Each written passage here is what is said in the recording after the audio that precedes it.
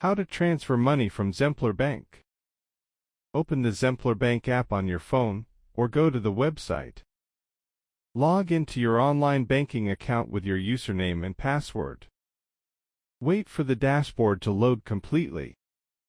Tap on the Pay or Transfer option from the main menu. Choose the account you want to send money from. Enter the recipient's bank account details carefully. Type the name of the person or business receiving the money. Enter the amount of money you want to transfer. Add a short reference or note for the payment if needed. Select whether the transfer is one-time or recurring. Check all details again to make sure everything is correct.